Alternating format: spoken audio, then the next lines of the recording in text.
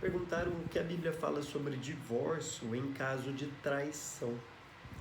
Eu imagino, embora não sei se exatamente isso estava na mente da pessoa que perguntou, mas que provavelmente ela tenha em mente aquele texto do Sermão do Monte. Jesus fala sobre a porneia. Então, deixa eu dar uma lida nele, porque talvez esse é o do texto que traga aquela famosa cláusula de exceção que muitos imaginam que é uma cláusula para conceder o divórcio. É a única exceção que, de fato, poderia ter um divórcio. Então o texto diz assim, lá em Mateus 5, no versículo 31 e 32. Foi dito, aquele que se divorciar de sua mulher deverá dar-lhe certidão de divórcio. Mas eu lhes digo que todo aquele que se divorciar de sua mulher, exceto por imoralidade sexual, faz que ela se torne adúltera. E quem se casar com uma mulher divorciada estará cometendo adultério. Ok, então muita gente entende esse texto desta maneira, né? Como se estivesse lendo, eu vou tentar ler já interpretando o texto. Tá? Mas eu lhes digo que todo aquele que se divorciar de sua mulher, e aí o exceto por imoralidade sexual, liga ao divórcio. Assim, você não pode se divorciar, exceto por imoralidade sexual. Se acontecer alguma imoralidade sexual, e a traição está incluso aqui, né, porque a palavra porné é uma palavra bem ampla, genérica, para relações sexuais ilícitas de todas as formas e maneiras que a gente imaginar. Tá? Então, se acontecer um tipo de imoralidade sexual, então o divórcio aqui está permitido. Bom, então, muitos entendem assim. Agora, se a gente juntar as duas frases antes desta interpolação entre vírgulas, e a frase ficaria assim, né? Mas eu lhes digo que todo aquele que se divorciar de sua mulher faz que ela se torne adúltera. Então veja que a grande questão aqui não é se pode ou não divorciar. Tá? Não é essa a questão. A questão é que quando alguém se divorcia da sua mulher, está fazendo dela, da mulher, uma adúltera. Veja que não é a pessoa que está adulterando, mas é aquele que se divorcia, faz dela, dessa divorciada, uma adúltera. É isso que o texto está dizendo. Tá? Aí vem a exceção, que é colocado, obviamente, antes, né? Exceto por imoralidade sexual.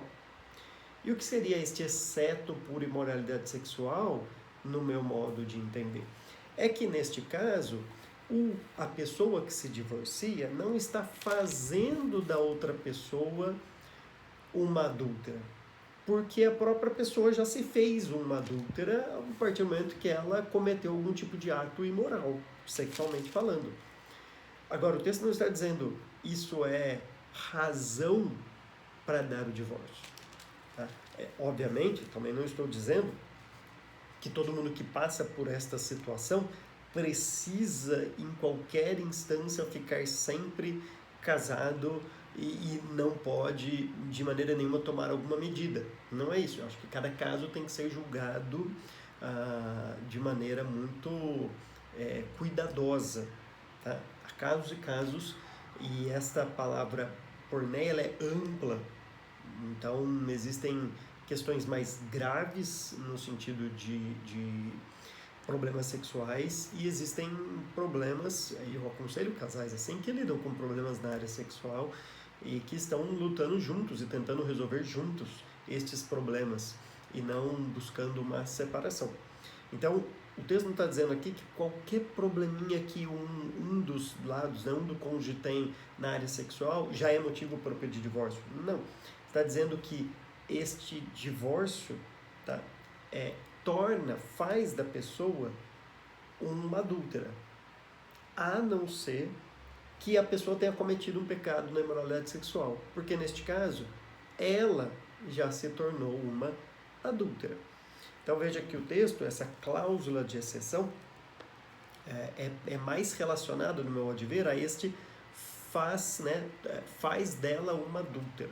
Então, o que o texto está mostrando aqui é não deve haver divórcio. Tá? É isso que o texto está ensinando. Veja que quando no versículo 31 fala: aquele que se divorciar de sua mulher deverá dar-lhe certidão de divórcio. Mas eu lhe digo, é como Jesus está dizendo, não se divorcie. Porque o divórcio, ele é um ato imoral, é um ato de adultério. Você torna uma pessoa adúltera.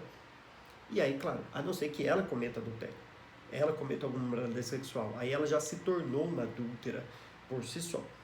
Certo? Então, a cláusula de exceção é justamente ligada à frase de baixo e óbvio, né? É claro que se caso acontecer um adultério, se caso acontecer um divórcio, porque nem sempre depende de uma das partes, né? Se a outra parte quiser de qualquer jeito divorciar, não há nada que a impeça judicialmente de fazer isso, e muitas vezes isso acontece mesmo com uma das partes não desejando isso.